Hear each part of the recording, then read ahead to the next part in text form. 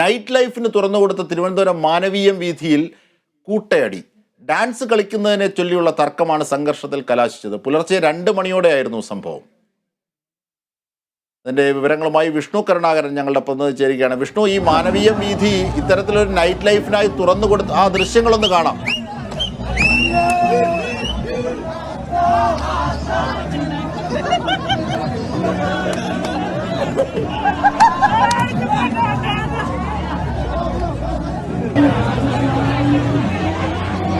തീർച്ചയായും വിഷ്ണു ഉണ്ടെങ്കിൽ ലൈനിലുണ്ടോ വിഷ്ണു?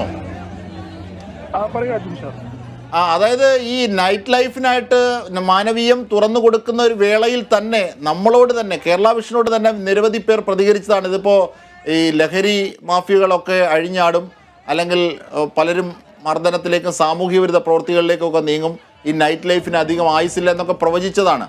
അപ്പോൾ അന്ന് അധികൃതർ പറഞ്ഞിരുന്നത് വലിയ പരിശോധനയാണ്, വലിയ എയ്ഡ് പോസ്റ്റുകളുണ്ട്, വലിയ ചെക്കിംഗ് ഉണ്ട് എന്നൊക്കെയാണ്. നോക്കൂ, അവിടെ മർദ്ദനങ്ങൾ, 2 യുവാക്കൾ തമ്മിൽ കൂടുന്ന അടിപിടിയുടെ ദൃശ്യങ്ങളാണ് കാണുന്നത്. അജിൻഷാദ്, വലിയ രീതിയിലുള്ളൊരു കൂട്ടയടിയാണ് കഴിഞ്ഞ രാത്രി ഉണ്ടായിരിക്കുന്നത്. രാത്രി 2 മണിക്കാണ് ഈ ഒരു സംഭവം ഉണ്ടായിരിക്കുന്നത്.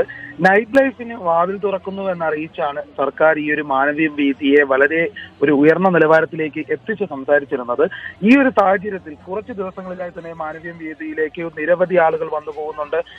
ജില്ലയിൽ നിന്ന് മാത്രമല്ല, അടുത്ത ജില്ലകളിൽ നിന്നൊക്കെ ആളുകൾ ഇവിടെ എത്തുന്നുണ്ട്. രാത്രിയൊക്കെയും ഇവിടെ വലിയൊരു ജനക്കൂട്ടമാണ് കാണുന്നത്. ഗതാഗത തടസ്സം അടക്കമുള്ള കാര്യങ്ങളിലേക്ക് കടക്കുന്ന ഒരു സാഹചര്യത്തിലേക്ക് വന്നുകൊണ്ടിരിക്കുകയാണ് ഈ ഒരു സംഭവം. ഈ ഘട്ടത്തിലാണ് ഇപ്പോൾ മാനവീയം വീഥിയിൽ പതിവ് കാര്യങ്ങളിലൊക്കെ വിപരീതമായ ഒരു വലിയ കൂട്ടത്തല്ലുണ്ടായിരിക്കുന്നത്. തമ്മിൽ പരിചയമുള്ളവർ തന്നെ ആയിരിക്കാം കൂട്ടത്തല്ലിന് കാരണമായത്.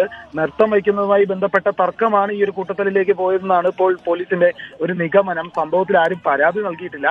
പക്ഷേ ദൃശ്യങ്ങളിൽ നിന്ന് വ്യക്തമാകുന്നുണ്ട്, കൂട്ടമായ ആളുകൾ നിൽക്കുന്നതിന്റെ ഇടയിൽ വലിയ ശക്തമായ കൂട്ടത്തല്ലാണ്. അത് മറ്റുള്ളവരിൽ നിന്ന് ആസ്വദിക്കുന്നുണ്ട്. ഇത് ലഹരി ഉപയോഗത്തിന്റെ ഭാഗമാകാം, അല്ലെങ്കിൽ ഇത് കൂട്ടത്തോടെയുള്ള ഒരു ആവേശ പോരാക്കി മാറ്റാനുള്ള സാധ്യതയാകാം. ഏതായാലും മറ്റുള്ളവരുടെ മുമ്പിൽ കാണികളായി നിന്ന് സന്തോഷിക്കുന്ന ഒരു കൂട്ടം ആളുകൾ, 2 പേർ വലിയ രീതിയിലുള്ള കൂട്ടത്തല്ല് നടത്തുന്നു. അതിലല്ലെങ്കിൽ ഏതെങ്കിലും തരത്തിലുള്ള ഒരു വലിയ അപകടം ഉണ്ടാകുന്ന ഒരു സാഹചര്യത്തിലേക്കാണ് ഇതിൽ വരുന്നത്. സാമൂഹിക വിരുദ്ധർ എന്ന് തന്നെ നമുക്ക് ഇവരെ പറയാൻ സാധിക്കും. നൈറ്റ് ലൈഫിലേക്ക് തുറന്നു കൊടുത്തൊരു സ്ഥലത്ത് സുരക്ഷയില്ലാത്ത ഒരു സാഹചര്യത്തിലേക്ക് കടന്നിരിക്കുകയാണ്. വലിയ രീതിയിലുള്ള ഒരു സംഘർഷമാണ് ഉണ്ടായിരിക്കുന്നത്. ഇതൊരു തുടക്കം മാത്രമായാണ് ഇപ്പോൾ കാണാൻ സാധിക്കുന്നത്. കാരണം മാനവീയം വീഥിയിൽ ഇപ്പോൾ ആരൊക്കെ ഏത് തരത്തിലുള്ള ആളുകളാണ് എത്തുന്നത് എന്ന് ഒരു ഉറപ്പില്ലാത്ത സാഹചര്യം. പോലീസിന് കൃത്യമായി പരിശോധന നടത്താൻ സാധിക്കുന്നില്ല.